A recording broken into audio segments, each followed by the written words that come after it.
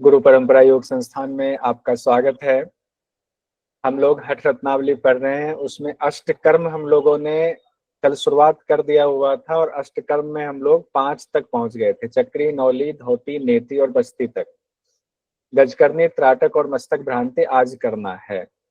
तो पहले तो ये 8 क्रिया हमने कहा था सब लोगों को सीक्वेंस में याद करना है। कल पायल जी ने एक निमोनिक भी बताया था। इसमें हमने देखा था इन शुद्धि क्रियाओं को कुलीन स्त्री की तरह गुप्त रखना चाहिए, सबके बारे में कॉमन कहा गया है। और हमने ये भी देखा था हठ प्रदीपिका में 6 क्रिया है, गजकरनी हठ प्रदीपिका में है लेकिन उसको संख्या के तौर पर नहीं गिना गया हुआ है। उसके बाद हम लोगों ने विधि 5 की देखी थी। आज हम लोग बाकी 3 की भी विधि देखेंगे, उसके बाद इसको रिवीजन एक साथ कर लेंगे। ये स्क्रीन पर जो आपके ये बाकी तीनों का भी देख लेते हैं, फिर कर लेंगे। फिर हम लोग लाभ जो है उस लाभ को भी एक साथ एक स्क्रीन पर देख लेंगे।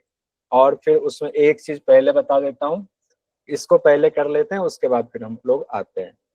वात पित्त कफ से संबंधित जो अष्ट क्रिया में चर्चा है उसमें धौती में 20 प्रकार के कफ रोग दूर करने की बात की गई है। और फिर बस्ती में वात पित्त कफ तीनों है, यानी धौती में सिर्फ कफ की चर्चा है, बस्ती में वात पित्त कफ तीनों है। और मस्तक भ्रांति जिसको कि आप कपाल भाती हम आप कपाल भाती भी कहते हैं, उसमें कफ और पित्त की चर्चा है। देखिए जनरली कपाल भाती में कफ आता है लेकिन यहाँ पित्त भी जोड़ा गया है, ये ध्यान रखिए, बहुत इंपॉर्टेंट है ये वाला। तो इसका कंपैरिजन आप अपने उसमें कॉपी में लिख लेंगे। एक बार और इस पर हम लोग आएंगे। अभी हम आते हैं अब हठ रत्नावली में आगे का अभ्यास पढ़ते हैं। इस तरह से स्क्रीन पर आपका आएगा एक साथ, तो सब याद हो जाएगा। बस्ती मार्ग से वायु को बाहर निकालने की बात की गई है, वायु को बाहर निकालने की बात की, जिसमें यहाँ ये लिखा हुआ परिभव पवनो बस्ती वायु प्रकाशात। ये बस्ती वायु प्रकाश का मतलब बस्ती मार्ग से वायु को बाहर निकालने की बात की गई है। हाँ, अब रही बात कि ये मिला करके पीना है, अलग अलग कहा गया है, या तिल युक्त पानी गुड़ वाला दोनों का मिक्स एक हो गया, या नारियल पानी अलग हो गया, ये बहुत इंपॉर्टेंस नहीं रखता है। ये क्रियात्मक रूप से आपके लिए इंपॉर्टेंस रखता है। जिनसे करेंगे वो जैसा बताएं वैसा आप करेंगे। यहाँ पर टू द पॉइंट जो कहा गया है वही, क्योंकि मैंने कभी इसको किया नहीं है तो मुझे इसका प्रैक्टिकल ज्ञान नहीं है। लेकिन 3 शब्द ये एग्जाम की दृष्टि से आएगा, तिलयुक्त पानी, गुड़ वाला पानी, नारियल पानी, गले तक पिएंगे, क्षमतानुसार जलवायु को धारण करेंगे, पेट से लेकर गले तक की शुद्धि कर लेंगे, फिर वायु को नियंत्रित करते हुए वस्ती मार्ग से वायु को बाहर निकाल देंगे। ये बात कही गई है। अब कई प्रकाशन हाउस में क्षीर और अम्ब वाली बात आई हुई है, यानी दूध और पानी वाली बात भी कुछ कुछ प्रकाशन हाउस में दिया हुआ है। अब आते हैं हम लोग, इसका फल क्या बताया गया है गुरु गजकर्णी का। जिस प्रकार हाथियों के झुंड में उसका मुखिया चमकता है, उसी तरह जो गजकर्णी का अभ्यास करने वाला होता है वो भी अपने हठ योग के अभ्यास करने वालों में वो भी प्रमुख माना जाता है, वो भी उसमें उसी तरीके से चमकता है। ये बात कही गई है। अब इससे संबंधित सवाल पूछे गए हैं, आगे भी पूछे जा सकते हैं क्योंकि अभ्यास थोड़ा अलग है। अब हम लोग आते हैं त्राटक के अभ्यास पर। त्राटक में क्या कहा गया है, जैसा हठ प्रदीपिका में हम लोगों ने पढ़ा हुआ था एज इट इज वही बताया गया है कि एकाग्र होकर निश्चल होकर के, यानी पलके ना झपके, किसी सूक्ष्म लक्ष्य को देखना है। और कब तक देखना है, जब तक अश्रुपात ना हो जाए तब तक आंख से उस सूक्ष्म लक्ष्य को बिना पलक झपकाए हुए देखना है। आंसू निकलने के बाद छोड़ देंगे। और फिर इससे होता क्या है, नेत्र रोग दूर होगा, तंद्रा नहीं आएगी, पलकों की मंदता को दूर करता है, कपाटकम में कहा गया है। और इसको गोपनीय रखना है, यथा रत्न सुपेटिकम, रत्न की पेटी के समान गुप्त रखना है। एज इट इज वही है जो हठ प्रदीपिका में था। बहुत सारे अभ्यास इसमें, अभी आप जब कुंभक में भी आएंगे बहुत सारे अभ्यास आपको हठ प्रदीपिका से हूबहू मिलता जुलता मिलेगा। अब कपाल भस्त्रिका पर आते हैं, यानी कपाल भाती है, यहाँ कपाल भस्त्रिका शब्द आया हुआ है, कपाल भस्त्री भी कहा गया है। भस्त्रावल्लोह यहाँ भी आया हुआ, भस्त्रिवल्लोह काराणाम। तो जैसे लोहार की धौकनी होती है तो उसी तरीके से कहा गया, पूरक रेचक करेंगे। यही कपाल भस्त्रिका है, सभी रोगों को दूर करता है, सर्व रोग विशोषणी। अब लेकिन कपाल भस्त्रिका में एक चीज अलग है जो यहाँ पर एग्जाम की दृष्टि से महत्वपूर्ण है, कि कपाल भस्त्रिका में 2 विधि बताई गई है। दूसरी जो विधि बताई गई है वो इम्पोर्टेंट है, वो विधि बाकी जगहों पर नहीं मिलती है। तो दूसरी विधि क्या है? कपालम भ्रामयेत सभ्यम अपसभ्यम तुष्वेगतः, कपाल को पूरक रेचक करते हुए बाएं दाएं घुमाना है। ये अलग बात यहाँ पर कही गई है। तो ये इंपॉर्टेंट है, ये कभी भी क्वेश्चन पूछा जा सकता है, अपनी डायरी में इसको नोट कीजिएगा। कपाल भस्त्रिका में या कपाल भाती में इस ग्रंथ के मुताबिक, तो हठ रत्नावली के मुताबिक कहा गया है। इसका लाभ क्या बताया गया है? कफ दोष का नाश होता है, पित्त दोष का भी नाश होता है, और जलोद्भवम कहा गया, जल से होने वाले रोगों को भी दूर करता है। कपाल शोधनी यानी कपाल का शोधन करता है, और ब्रह्म चक्र की शुद्धि करता है। ब्रह्म चक्र विशोध्यति कहा गया है, ब्रह्म चक्र की भी शुद्धि होता है। तो एग्जाम में ये भी इंपॉर्टेंट हो जाता है, ब्रह्म चक्र की शुद्धि। वैसे चक्रों की शुद्धि से संबंधित इसमें आगे चीजें दी गई हैं, उसको हम लोग देखेंगे। ये अलग अलग अभ्यास बताया गया है। कौन सा? कपाल भस्त्रिका, सिर को तेजी से बाएं दाएं घुमाना, ये बताया गया सिर्फ इसी में, तो इसलिए ये इम्पोर्टेंट है। किस ग्रंथ में ये भी पूछा जा सकता है, किस अभ्यास में है ये भी पूछा जा सकता है। हठ सिद्धि के लक्षण, ये भी आपको हठ प्रदीपिका से मिलता जुलता है। बपुः के सत्व, नाद स्फुटत्व, नयने च निर्मले, आरोग्यता, बिंदु जय, अग्निदीपनम, नारी शुद्धि। तो ये 8 चीजें जो कही गई है वहां पर एज इट इज वही 8 चीज सीक्वेंस में वैसे ही यहाँ भी है। तो जो गौरव जी आप कह रहे थे ना कि घेरन संगीता से मिलता जुलता है, पहले घेरन पढ़ते हैं, इसीलिए हमने इसको किया कि घेरन से थोड़ा बहुत मिलता है, हठ रत्नावली से तो लगता है इससे बहुत ज्यादा मिलता है, तो इसीलिए हमने कहा इस बार इसको हम लोग कर लेते हैं, ये रीजन था। तो ये तो 8वां आप लोगों को याद ही है, तो वही हठ रत्नावली में एज इट इज कहा गया है, तो इसमें दिक्कत नहीं होगी। एक बार फिर भी बोल देते हैं, जो नए लोग हैं उनके लिए ठीक रहेगा। बपुः के सत्वम मतलब कि एक तो कहा गया कि नारी शुद्धि के, हठ सिद्धि के लक्षण, नारी शुद्धि नहीं हठ सिद्धि के लक्षण, वहां नारी शुद्धि और हठ सिद्धि दोनों के लक्षण अलग अलग बताए गए। दूसरी बात, वहां प्राणायाम वाले उपदेश में बताया गया, यानी द्वितीय उपदेश में हठ प्रदीपिका में बताया गया है, लेकिन हठ रत्नावली में प्रथम उपदेश में ही बताया गया है। वो भी आपको कहाँ पर बताया जा रहा है? जब आपने अष्टकर्म का अभ्यास कर लिया उसके ठीक बाद बताया जा रहा है हठ सिद्धि के लक्षण। बस अंतर इतना सा है, यहाँ प्रथम उपदेश में है, हठ प्रदीपिका में द्वितीय उपदेश में। बपुः कृशत्वम मतलब, बपुः मतलब ये शरीर, कृशत्वम मतलब सुडौल, एकदम पतला, कुश के समान सुडौल, या आप कहे कृष का मतलब होता है, कृष का मतलब पतला दुबला। वदने प्रसन्नता, चेहरे पर प्रसन्नता का भाव, वदने मतलब चेहरा बिल्कुल खिला हुआ प्रसन्न हो। नाद स्फुटत्वम, नाद स्फुटित हो रहा हो, इतनी मतलब इतना आप शुद्ध हो गए हैं कि आपको नाद सुनाई दे रहा है। नयने च निर्मले, नयन आंख आपके निर्मल हो जाते हैं, नेत्र निर्मल हो जाते हैं। आरोग्यता, शरीर से सारे रोग खत्म हो जाते हैं, निरोगी हो जाता है शरीर, हठ सिद्धि के लक्षण है ये। बिंदु जय की स्थिति आती है, रज और वीर्य पर आपका कंट्रोल हो जाता है। अग्निदीपनम, जठराग्नि बिल्कुल बैलेंस हो जाती है, प्रदीप्त होती है। नाड़ियों की शुद्धि, सारी नाड़ियां शुद्ध हो जाती है। तो इस श्लोक को हमने कहा था सब लोग याद करेंगे, हठ प्रदीपिका में कई बार इसको बोल करके याद कराने की कोशिश भी की थी। बस अंतर क्या है? हठ प्रदीपिका में द्वितीय उपदेश में है, यानी प्राणायाम के दौरान हठ सिद्धि के लक्षण है, लेकिन हठ रत्नावली में प्रथम उपदेश में ही अष्टकर्म के बाद ही हठ सिद्धि के लक्षण बताए गए। इतना सा अंतर है। अब ये भी देख लेते हैं, फिर हम लोग थोड़ा रिवीजन में आएंगे।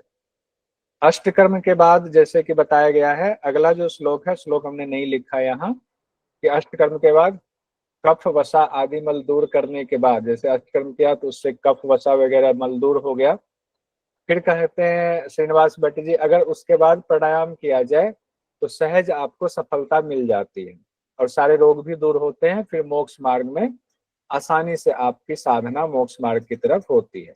मोक्ष मार्ग का ये साधन है क्या?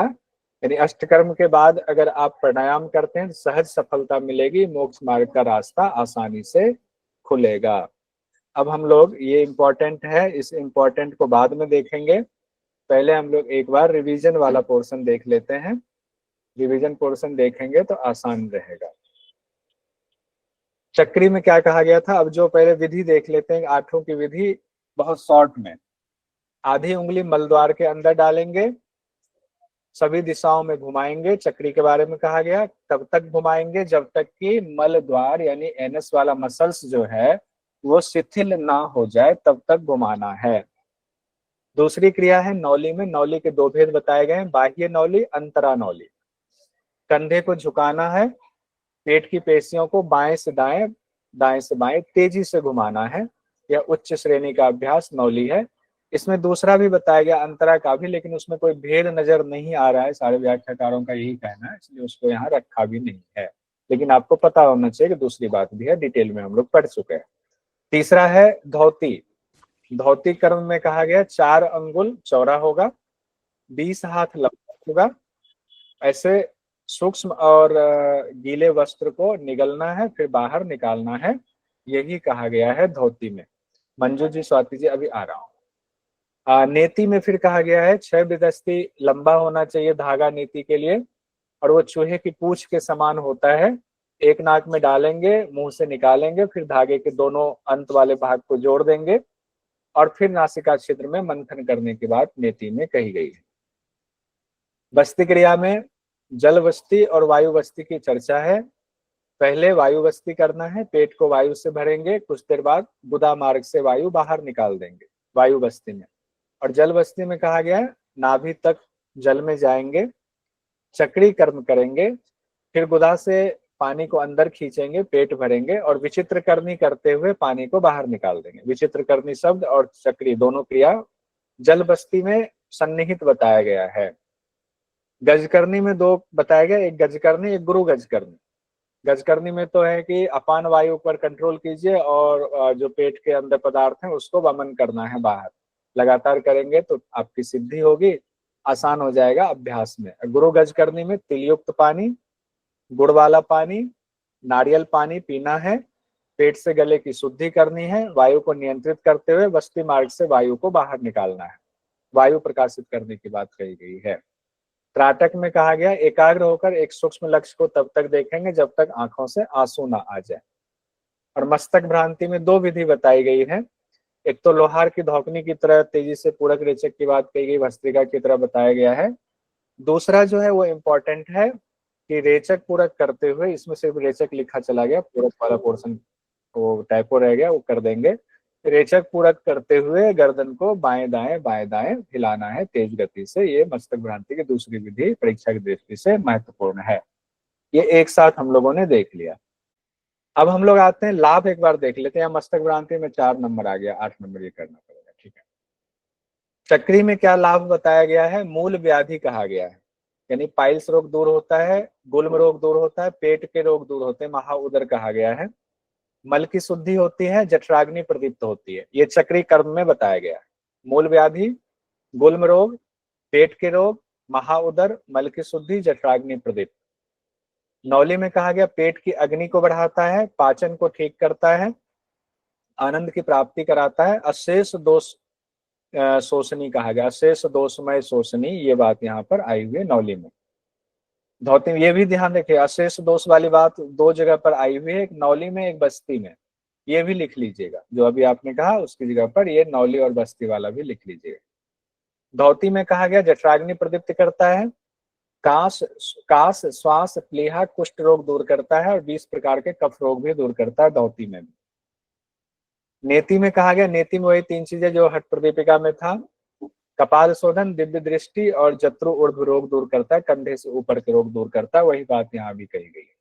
बस्ती में गुल्म प्लीहा पेट के रोग दूर करता है, वात पित्त कफ तीनों रोगों में लाभकारी है, धातु इंद्रिय अंतःकरण की शुद्धि करता है, शरीर में कांति लाता है, पाचन शक्ति को बढ़ाता है। नौली में भी पाचन शक्ति, बस्ती में भी पाचन शक्ति है, और अशेष दोष दूर करता है, ये नौली में भी है, बस्ती में भी है। तो नौली बस्ती में 2 चीजें कॉमन हो गई ना, एक मोटा मोटा, तो वो ध्यान रखिएगा। उसके बाद आते हैं आगे, वो भी कहीं नोट कर लीजिएगा। गजकरनी में सबसे आसान है। इसमें कहा गया हाथियों के झुंड में जैसे उसका मुखिया चमकता है, वैसे ही जो है योगी चमकता है अपने झुंड में। झुंड का मतलब अपने समूह में। त्राटक में कहा गया है नेत्र रोग को दूर करता है लाभ में, तंद्रा दूर करता है, पलकों की मंदता को दूर करता है, रत्न की पिटारी के समान इसको गुप्त रखना चाहिए। मस्तक भ्रांति में कफ दोष दूर करता है, पित्त दोष दूर करता है, कफ की जगह पित्त भी जोड़ा गया, ये अलग है पित्त वाला। जल से होने वाले रोग को दूर करता है, जल से होने वाला रोग भी इसमें नहीं होता है। कपाल शोधन करता है, ब्रह्मचक्र की शुद्धि करता है। कपाल शोधन इसमें भी हो गया, कपाल शोधन आपका नेति में भी कपाल शोधन की बात कही गई है, ये ध्यान रखेंगे। तो 2 जगह कपाल शोधन वाला आ जाएगा, ये आगे की क्लास के लिए ठीक रहेगा। वात पित्त कफ के हिसाब से हम लोग देखें तो 20 प्रकार के कफ रोग धौती में कहा गया है, हठ रत्नावली में।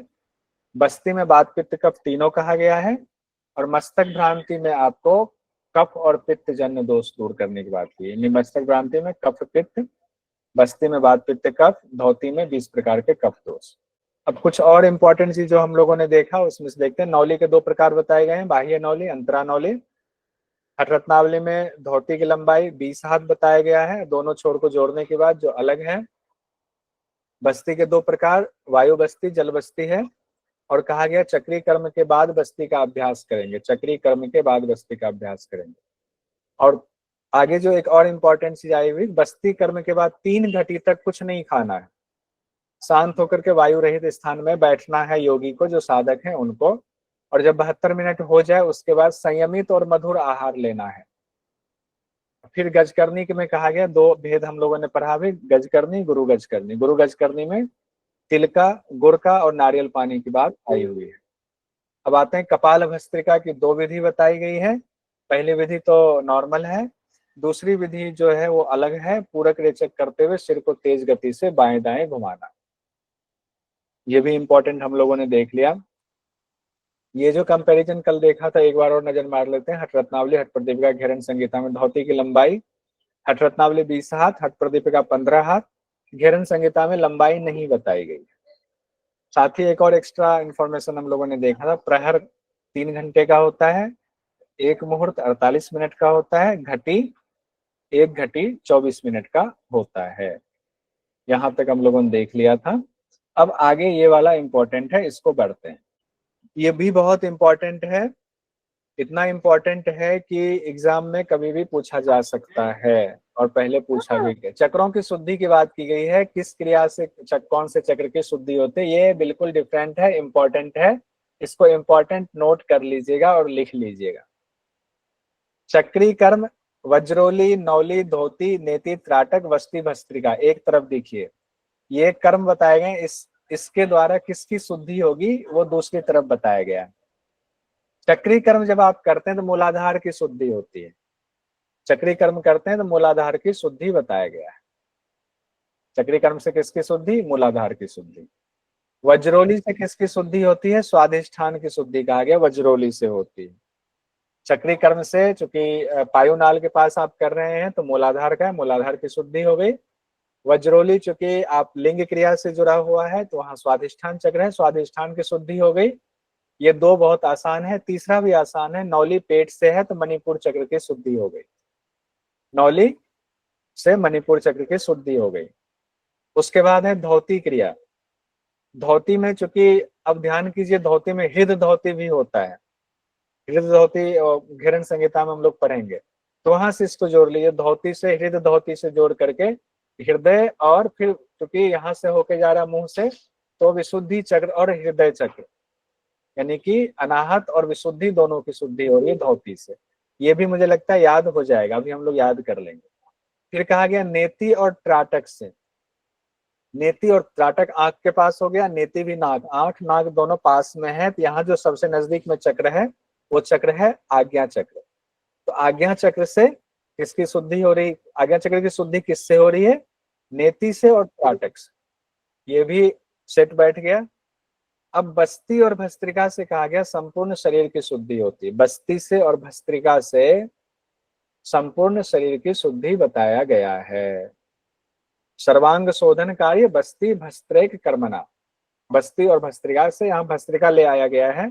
एक आपको कुंभक का भी दिया हुआ, एक हम लोगों ने अभी ऊपर पढ़ा था ब्रह्मचक्र की शुद्धि, कपाल भस्त्रिका से ब्रह्मचक्र की शुद्धि कहा गया है।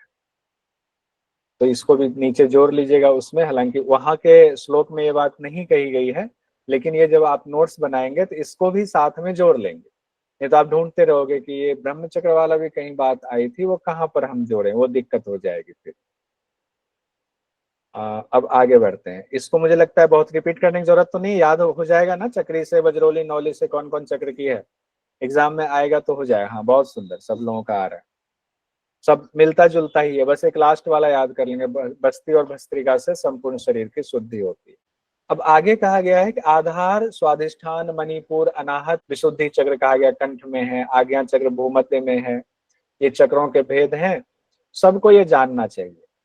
और जब जानेंगे आप तो आपको पता चलेगा चक्र में। और निरंजन जो शब्द है, निरंजन जिसमें कि समाधि की स्थिति के लिए कहा गया, और निरंजन भगवान शिव के लिए भी इस्तेमाल किया जाता है, वो इन चक्रों से परे हैं, इन चक्रों से बियॉन्ड द चक्राज। निरंजन शब्द बियॉन्ड द चक्राज है, चक्रातीतम निरंजनम।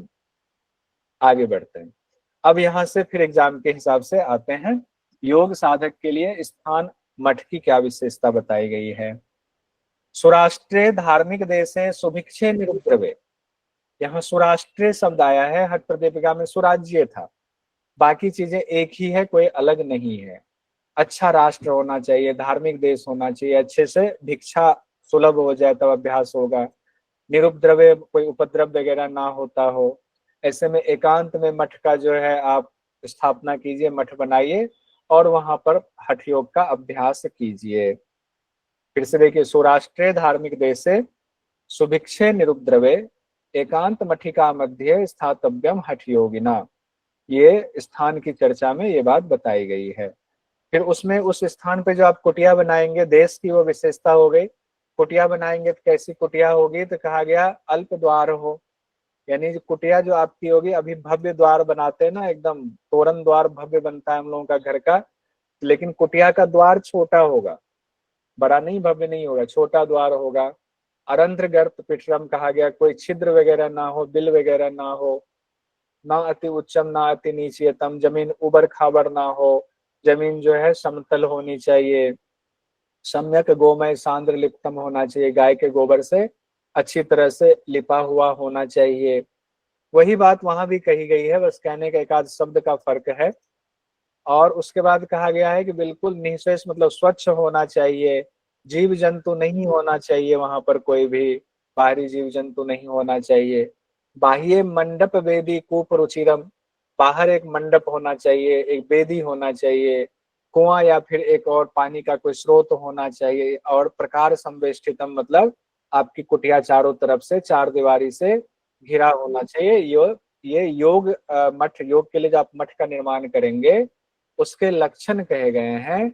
और फिर गुरु के हिसाब से वहां पर आप अभ्यास कीजिए तो हठ सिद्धि आपको मिलेगी, तभी हठ योग में सिद्धि मिलेगी। ये उस जमाने की बात है जब हठ योग का अभ्यास गुप्त तरीके से हर अभ्यास किया जाता था। ये भी कॉमन था, कोई ऐसी बात नहीं है कि दिक्कत होगी। आइए अब योगी की विशेषता बताई जाए। अब हठ उसमें कुटिया में आप प्रवेश कर गए, कुटिया में बैठ गए, अभ्यास कर रहे हैं, तो आपकी भी तो कुछ विशेषता होनी चाहिए। ऐसा थोड़ी वहां कोई भी बैठ जाएंगे, वहां कौशल जी को बिठा दो या उदित जी को बिठा दो, किसी का भी योग सिद्ध हो जाएगा, नहीं होगा। तो कौशल जी हो चाहे उदित जी हो, उनमें एक विशेषता होनी चाहिए। कहा गया उनमें निद्रा पर विजय प्राप्त करने वाली होनी चाहिए, त्यक्त निद्रो, ऐसा नहीं हमेशा सो ही रहे हैं, सोने वाले पर का हठ योग सिद्ध नहीं होगा। वो मिताहार का पालन करने वाला होना चाहिए, उसके श्वास पे कंट्रोल हुआ हो, जित श्वासो हो, जितेंद्रिय हो, इंद्रिय पर उन्होंने कंट्रोल कर लिया हुआ हो। अब ऐसे योगी जब हठ योग का अभ्यास करेंगे, रोज करेंगे, तब उनको ब्रह्म की प्राप्ति होगी। योगी ब्रह्म समो भवेत, या योगी ब्रह्म के समान हो जाएंगे, या दूसरे संदर्भ में कहें योगी को ब्रह्म स्वरूप की प्राप्ति होगी। क्या क्या चीज फिर से देखिए, निद्रा पर विजय की बात कही गई है, मिताहार की बात कही गई है क्वालिटी में, श्वास पर कंट्रोल की बात की गई है, जित श्वासों और इंद्रियों पर कंट्रोल कहा गया है, ऐसे योगी को होगा। तो चार चीजें कही गई, निद्रा, मिताहार, श्वास और इंद्रिय। आगे बढ़ते हैं, जिसको इंग्लिश में कहे तो स्लीप, फूड, ब्रीद और सेंसेस कंट्रोल कहा गया। और यहीं पर श्रीनिवास भट्ट जी भगवान शिव के मुख से कहलवा रहे हैं, उनका संवाद यहाँ पर रखा गया है कि भगवान शिव माँ पार्वती से कहते हैं कि योग शास्त्र की जो निंदा करता है वो मनुष्य रूप में राक्षस के समान होता है, इसलिए योग शास्त्र की निंदा नहीं करनी चाहिए। अब आते हैं पथ्य आहार और अपथ्य आहार की चर्चा आई है। इसमें बहुत ज्यादा नहीं है पथ्य अपथ्य में, आपने जो पढ़ा हुआ हठ प्रदीपिका में उसी से मिलता जुलता है और आसानी से हो जाएगा। सब लोगों को, मुझे लगता है तकरीबन लोगों को याद हो गया था क्या खाना है क्या नहीं खाना है। एग्जाम में अगर यहाँ से सवाल आता है आप आराम से उसको आइडेंटिफाई कर दोगे कौन सा पथ्य में है कौन सा अपथ्य में। फिर भी एक बार देखते हैं पथ्य में क्या कहा गया। गोधूम शाली यव षष्टिक शोभा अन्नम छह राज्य मंड नवनीत सीता मधुनी सुंठी पटोल फल पत्रज पंचशाकम मुद्ग आदि दिव्य मुद्गम च यमिंद्र पथ्यम। ये पथ्य आहार में बताया गया है, जिसमें पथ्य आहार में उसका देखें फिर से। गेहूं चावल जौ, साठी चावल जो 60 दिन में पक के तैयार होता है। पिठार का स्थान, पीठ मतलब बैठने वाला, अच्छा। साठी चावल, दूध घी मक्खन मिश्री शहद सौंठ पटोल फलपत्र पंचशाक, हरा चना कहा गया, वर्षा का जल कहा गया है। ये चीजें क्या कही गई हैं, पथ्य है। अपथ्य में क्या कहा गया है। कटु अम्ल तीक्ष्ण लवण, यही बात षड रस में 4 रस वर्जित कहा गया है। कटु अम्ल तीक्ष्ण लवण, 2 रस कौन सा रह जाता है, कसाय और मधुर रह जाता है, उसको हटा देंगे तो ये चारों रस कहा गया, अपथ्य है। हरित साग, हरा साग भी मना किया गया है। सौवीर तैल तिल सरसप मत्स्य मध्यम आजादी मांस दधी तक्र कुलथ कोद्र पिन्याक हिंग लहसुन, और ये हिंग और लहसुन ये अपथ्य कहा गया है। इसको फिर से एक बार हिंदी में देखते हैं। कटु अम्ल तीक्ष्ण लवण, ये 4 रस वर्जित कहा गया है। गर्म 4 रस वर्जित का मतलब है कि ये ज्यादा मात्रा में नहीं होना चाहिए, वैसे तो बहुत सारी चीजें लेंगे तो उसमें होता ही है। गर्म चीजों को नहीं खाना है। हरी साग मना किया गया है। पंच साग तो कहा गया लेकिन हरी साग उसके अलावे बाकी हरी साग मना किया गया है। सौवीर कहा गया, फर्मेंटेड जो वो खट्टा वाला होता है कांजी जिसको कहते हैं, वो नहीं लेना है। तेल मतलब तेल को ही संस्कृत में तेल कहते हैं, तो तेल भी मना किया है। तिल की बात है तो बहुत सारे लोग कहते हैं तिल का तेल मना किया है, तो तेल मतलब तेल मना किया है, तिल मना किया है, सरसों मना किया है, और मछली भी मना किया हुआ है, मछली आदि।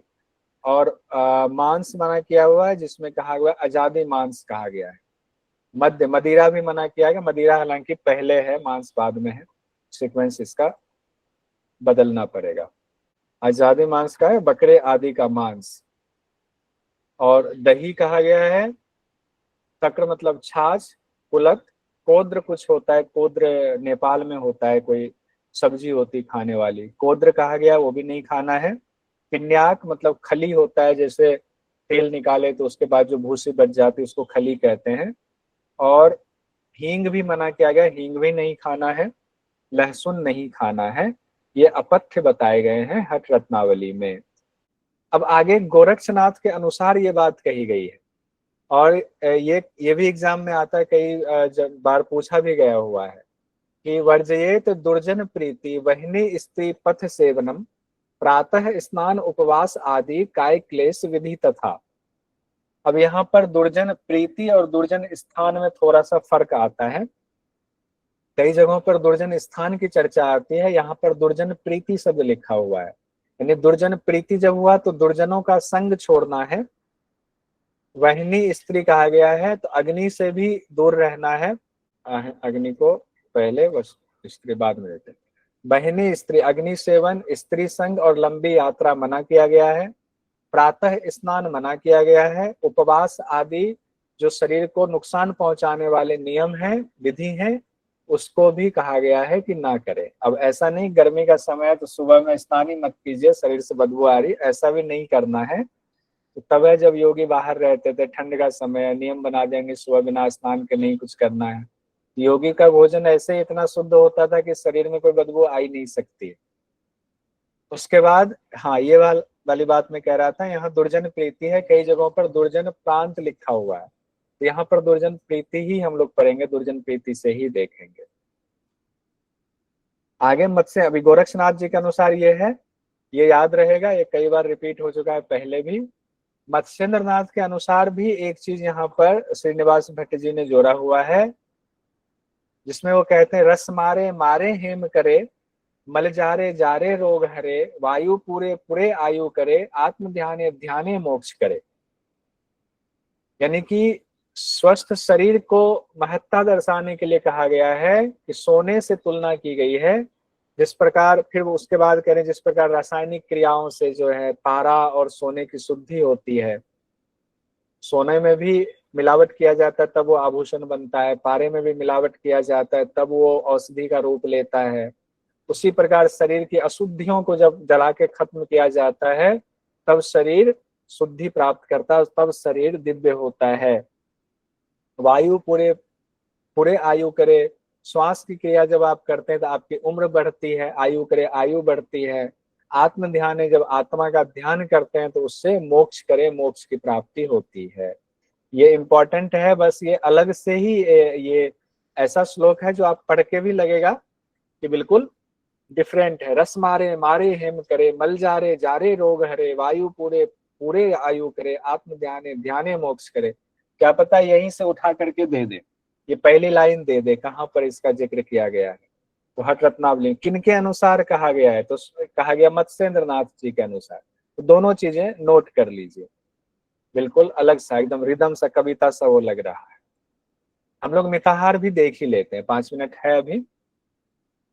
मिताहार में कहा गया, श्रेष्ठ सुमधुर स्निग्ध गव्यम धातु प्रपोषणम मनो अभिलिषितम योग्य योग्यम चतुर्थांश विवर्जितम। वहां भी चतुर्थांश विवर्जित की ही बात थी। शिव अर्पितम च नैवेद्यम योगी भोजनम आचरेत, अयमेव मिताहारी कदन्ने तु विवर्जितः।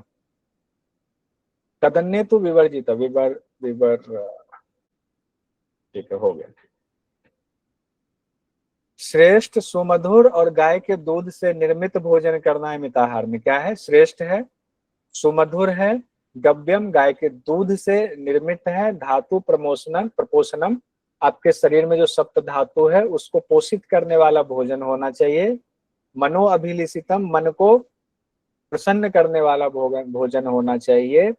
और इसको करना कैसे है? चतुर्थांश विवर्जित, जो नियम बताया हुआ था। स्टमक है तो चौथा हिस्सा खाली छोड़ना, चौथा हिस्सा नहीं भरना। चतुर्थांश विवर्जित मतलब चतुर्थांश हिस्सा को खाली छोड़ करके ऐसा भोजन करना। और उस दौरान भाव कैसा होना चाहिए कि भगवान शिव को नैवेद्य चढ़ाएंगे, जैसे भगवान शिव को चढ़ाते हैं ना, तो वो भोजन भगवान शिव को अर्पित करेंगे नैवेद्य के रूप में।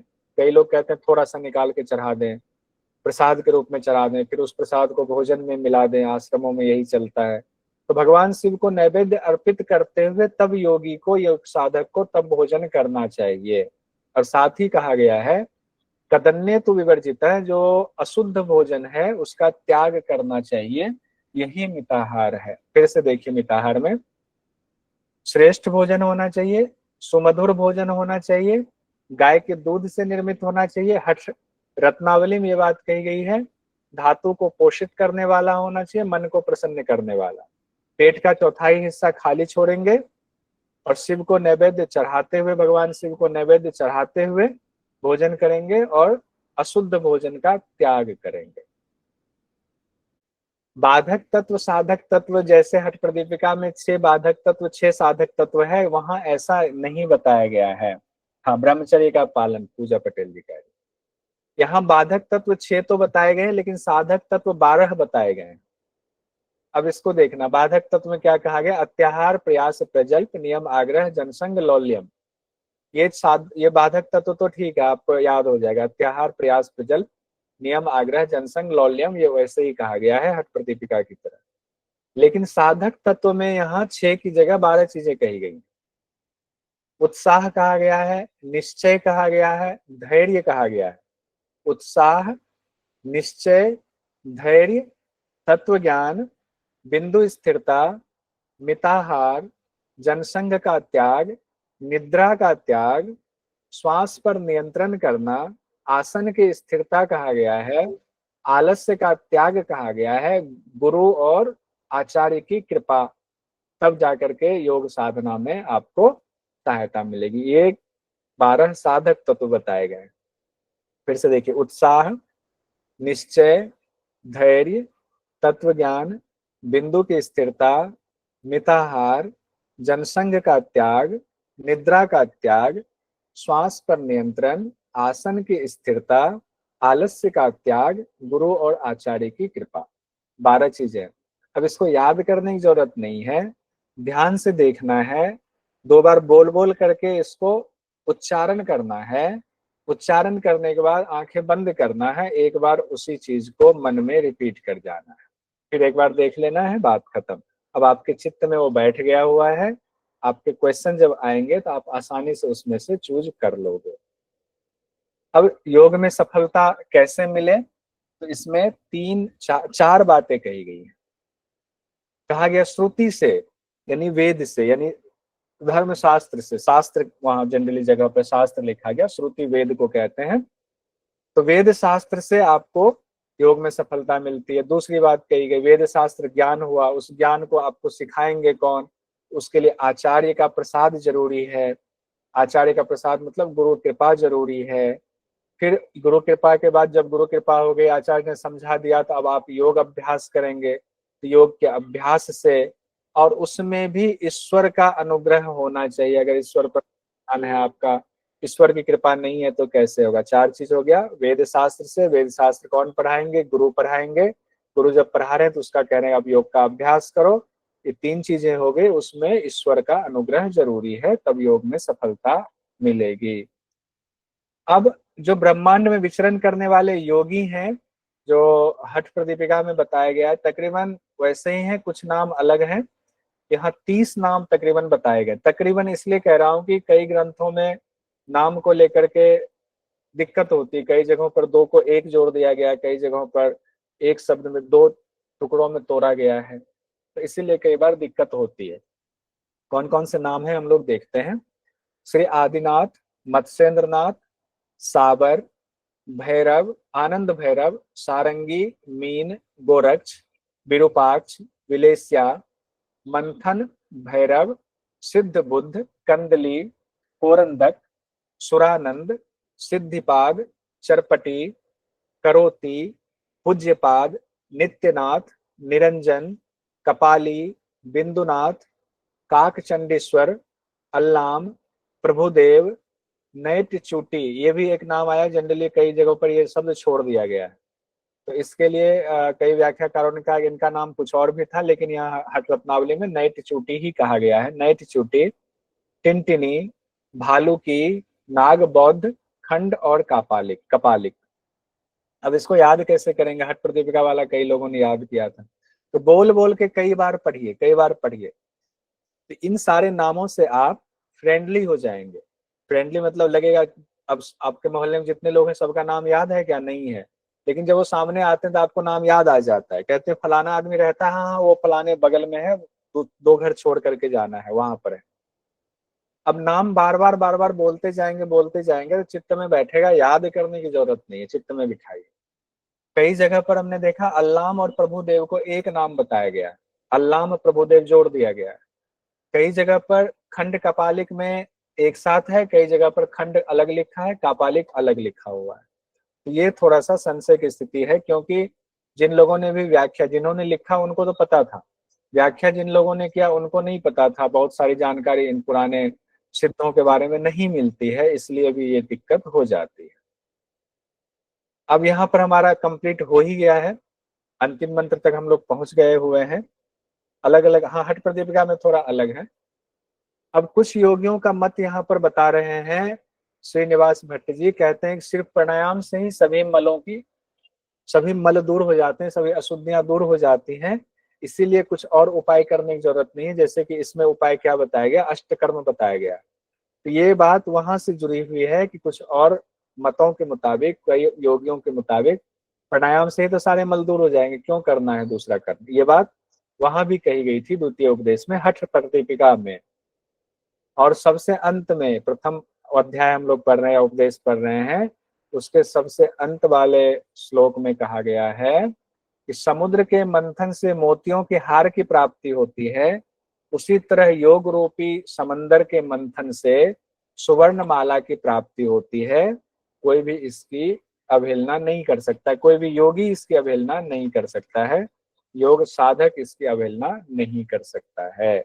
ये बात कही गई है यहाँ पर। आपका प्रथम उपदेश कंप्लीट हो गया।